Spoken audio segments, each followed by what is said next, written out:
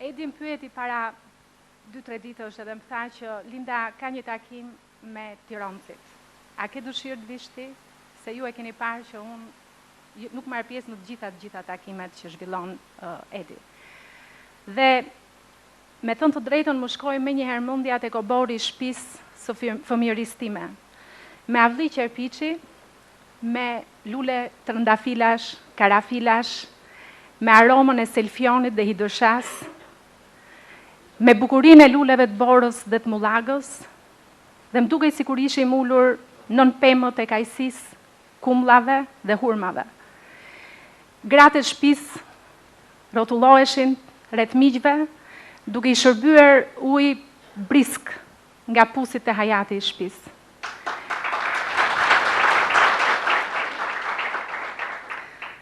Dhe i shërbenin dhe shurup trëndafili, gjyqja ime e bënte shumë.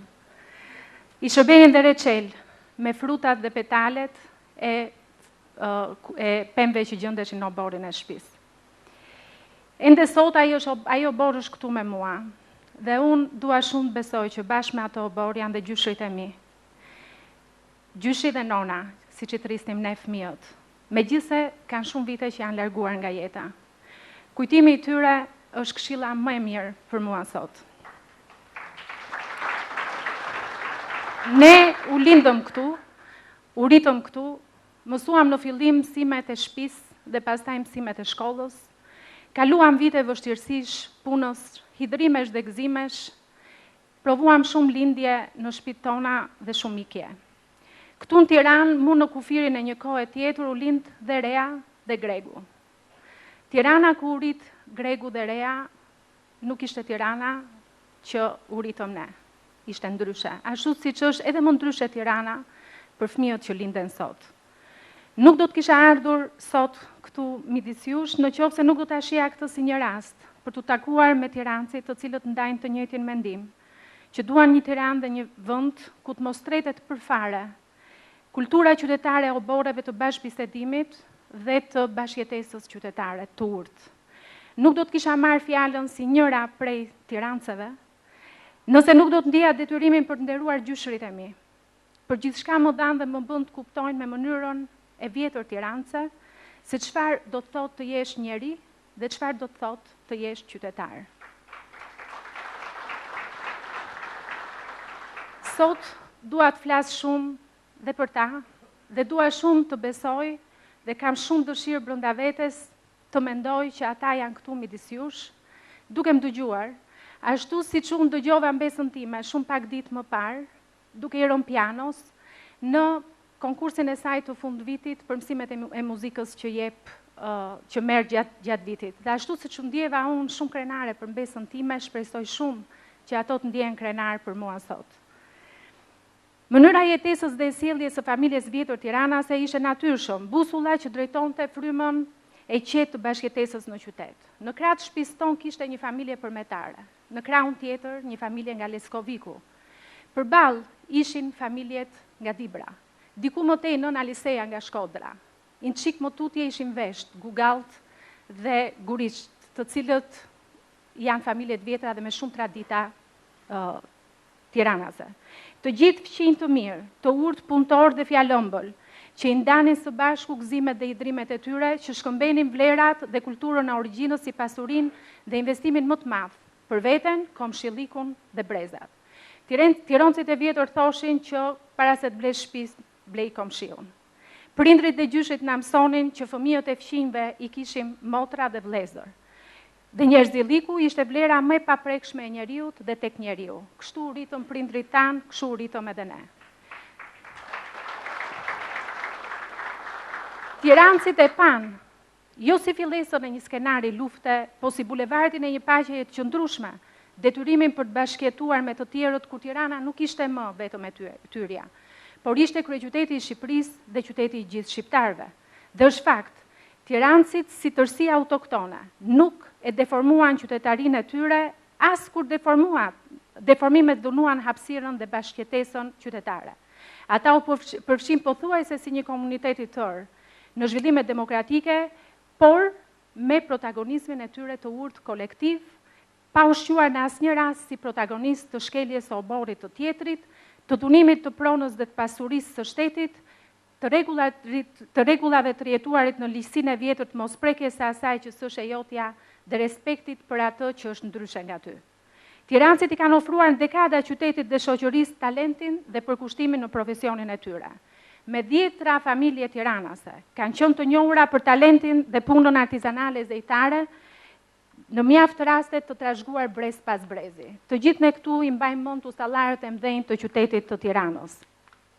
Asnjë usta i madh i kohëve të shkuar ne nuk do na e falte sot. Se si është katandisur në Tiranë arsimi dhe se si ne në Tiranë e kemi lënë rinin pa kurfar zanati dhe të kërcënuar seriozisht për të ardhmen. Nuk do të na e falin situatën në arsim as shumë mësues dhe mësuese tiranase, të cilët me shumë devocion kanë përgatitur brezin e arshëm dhe kanë investuar te brezi i arshëm. Nuk do të na e falin as profesor të shquar të Universitetit Tiranas, atë se si është katandisur shkolla e lartë sot në Tiranë. Dhe kur mundësit janë shumë më të mëdha se botën e kemi tamam mbrapa portës së oborrit të shtëpisë. Tirancët i kanë ofruar mjekësisë shqiptare emrat mëdhenj, të paharruar, që brezi i prindërve tanë i kujtojnë me respekt dhe nostalgji për 2 gjëra, për humanizmin dhe për devotshmërinë ndaj gjithë pacientëve të tyre dhe qytetarëve të Tiranës. Të gjithë ata merituan dhe morën vetëm një çmim, pa letra, pa medalje. Çmimin e mirënjohjes së thellë qytetare për të gjithë ata që i shërbyen gjatë karrierës së tyre. Edhe më shumë sot këto mjek të devotshëm kur shëndetësinë e kemi të katandisur në gjendje katastrofale. Nuk do të na e falnin sot mjekët e mëdhenj të përkushtuar qytetit Tiranës, ankthejnë që provojnë mira qytetarë sepse nuk kanë mundësi të diagnostikohen, sepse nuk kanë mundësi që të blejnë ilaçe, sepse nuk kanë mundësi që të përballen dhe të durojnë më mungesën e humanizmit në masë në sektorin shëndetësor. Dhe kur sot që botën e madhe e kemi prapa portës dhe mjafton t'i hapim derën dhe ne të shohim të gjitha mundësitë që ajo ofron për ne. Tirancët janë respektuesit më fanatik të ligjit dhe të shtetit. Të tillë kanë qenë të parët tanë, të tillë janë prindrit tanë, të tillë jemi dhe ne. Dhe aq e vërtetë është kjo, sa rëndon këtë respekt ja kanë marrë për frikë dhe për dobësi, duke abuzuar jo pak, sidomos në vitet kur pronat e tyre shteti në 20 vite i ka lënë pa asnjë mbrojtje. Të prirur për t'i trajtuar gjërat sipas ligjit dhe sipas rregullit dhe me shumë tolerancë, pothuaj të gjitha familjet e vjetra tiranëse, apo një lloj si ata, familjet e qytetarëve që kanë ardhur shumë herët në Tiranë, sot gjenden të zhgënjyer, duke rropatur dyerve të gjyqjeve, për të marrë pronat e tyre, duke u ndier çdo ditë jabanxhi në qytetin dhe në vendin e vet. Pas një zgjidhje, po jo vetëm pas një zgjidhje, po pa patur mundësi të shohin një fije dritë në fund të tunelit. Të parët tanë, ata që me shumë mund, djersh dhe ndershmëri e krijuan pronën, do të ishin shumë krenar për ne, pasardhësit e tyre, që respektojmë ligjin dhe shtetin, por nuk do të na e falnin kurrë që ne të rinim duar kryq përpara kujt në emër të shtetit shkel ligjin, dhunon të drejtën e pronës dhe katron çdo mot dhe më keq çështjen e pronave në këtë vend. Dhe kur sfida jon e madhe është që oborrin e vogël që quhet Shqipëri ta bëjmë pjesë të një obori shumë të madh, që është obori i familjes europiane, dhe kur të mos rish duar kryq do të thotë është fare thjesht të përdorësh votën tënde për të mos u bërë palë me të ligën që i ka hyrë sot shumë keq shtetit dhe përmes shtetit gjithë shoqërisë.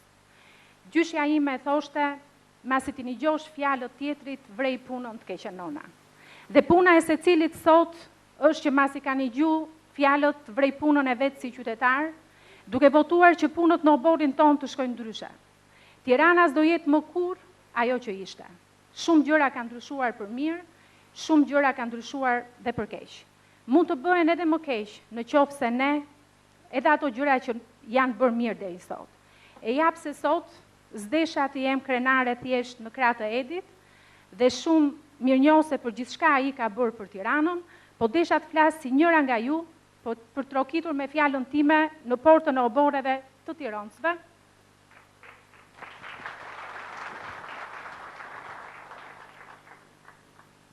Dhe për t'ju thënë, është koha të vreni punën me votë.